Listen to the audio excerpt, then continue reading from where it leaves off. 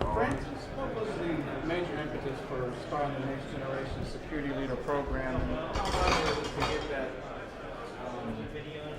that next level or next generation of thought leadership in the industry? Well, it's a great question.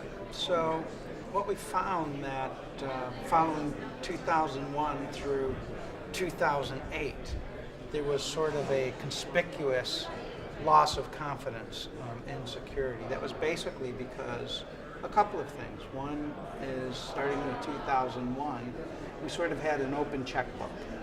And we spent about $1 trillion on security that we didn't really have exceptional proof points for return on investment. So as we realized that we sort of had this ongoing conspicuous risk, environmental, societal, governance, etc., we realized that we had to regain confidence. So the strategic point of view went from short term to long term. And by long term, I mean we're looking at generational change because we have to re-earn confidence, right? So the question was, if we're going to re-earn confidence, we have to be intergenerational. We have to take the proof points that some of the players that lead the industry, like the Microsofts and the Boeings and the Delta Airlines and others, have figured out. And we have to take those learnings and we have to take those to our next generation of leadership so that we are able to play to confidence. So the driver is going to be risk and uncertainty management and risk and uncertainty mitigation.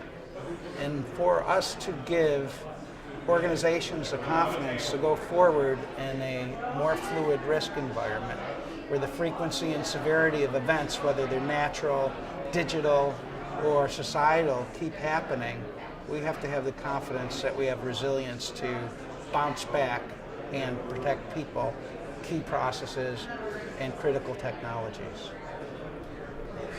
What are three key traits that you look for in a next generation security leader?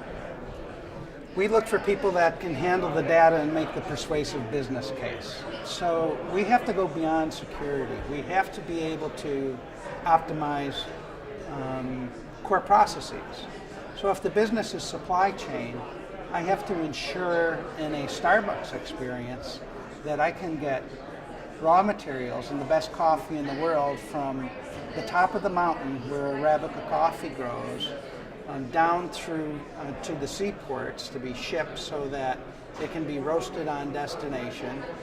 It is not molested or diverted, that it comes through a quality assurance process, and that when it ends up in a cup for the end user or the customer of a Starbucks coffee shop, that there's a certain amount of surprise and delight with all of that quality assurance. So we have to make sure that that happens just in time. We have to make sure that we have navigational contingency capability, so if something's going on in the world, we can ship it around another route. But we have to be able to make sure that we are delivering what are the expectations of the brand. And the traits you just spoke about, how do they translate into the organization's ability to create value for the stakeholders? Value for the stakeholders is always going to be transparent. For instance, if I have a fraud detection capability, and in retail, if there's an opportunity for those of us that are in this room to have access to cash, and Francis is the anomaly in the group, we know from the data set that when my team or a team like mine interviews a Francis, not only is there a frank conversation about what the exceptional behavior is, but when that conversation happens and Francis is removed from the picture or changes his behavior, there's a lift.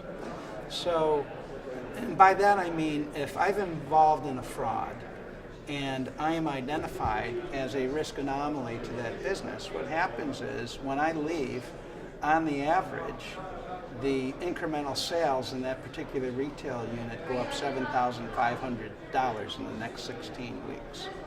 If I am a more subtle anomaly, They may go up $1,414 in the next 11 weeks. What happens when that happens is, in the retail environment, if funds aren't being put into the system, they really affect everything that happens to you as a customer. Because I take that top line sales number and I calculate my labor. My labor is going to give you either a satisfactory customer experience or not. So if there's someone that is operating that is not to be trusted in the environment, there is pretty much a certainty that that particular operating unit is going to be short of labor. So you're going to have conspicuously longer times, you're going to have a dirtier establishment when you walk into it, et cetera, et cetera.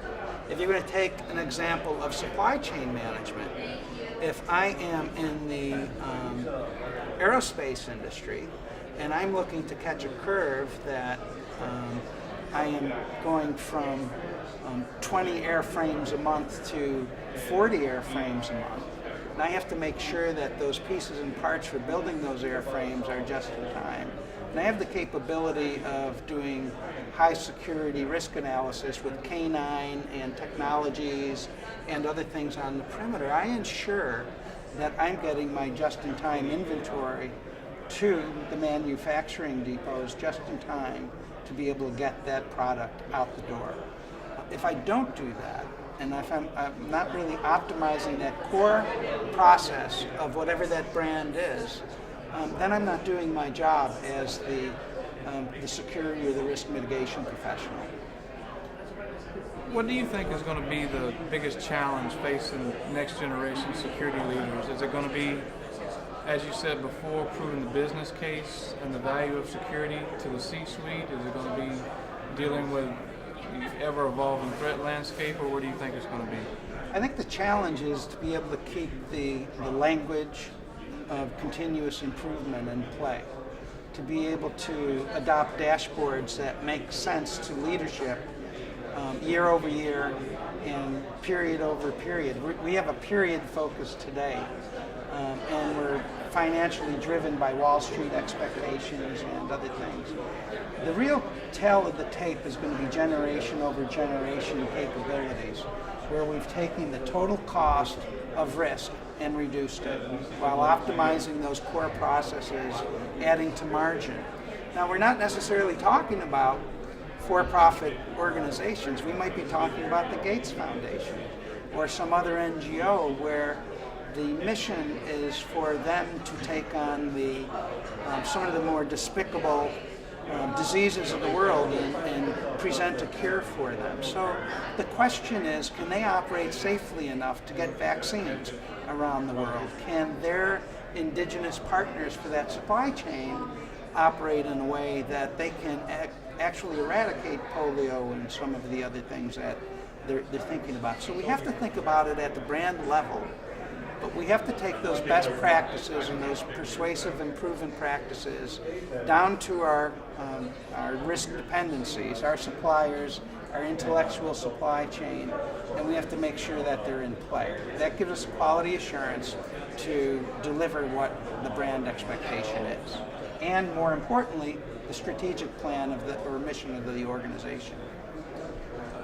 You've obviously had a successful event here with the Next Generation Security Leader Program here in Seattle at the Great Conversation. Can we expect to see more Next Generation Security Leader programs and Great Conversation events around the country or around the world?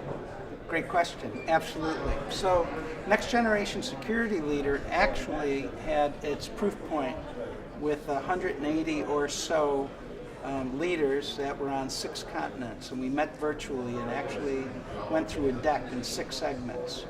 So you will be able to see not only a proliferation of that content as you have here in Seattle, but you will be able to expect it on the East Coast and in Canada soon. I expect you'll see it on the West Coast. We're talking about Latin America and taking it around the world. At the same time, we're working with our strategic partners, including the University of South Carolina Darla Moore School, so that we have the capability to deliver the same content and an evolution of content either virtually or in person, that is going to be stepped out. So 6 additional segments or sessions are in play as we speak. That will be coming soon, and it will be something that we were either going to see in person or virtually globally.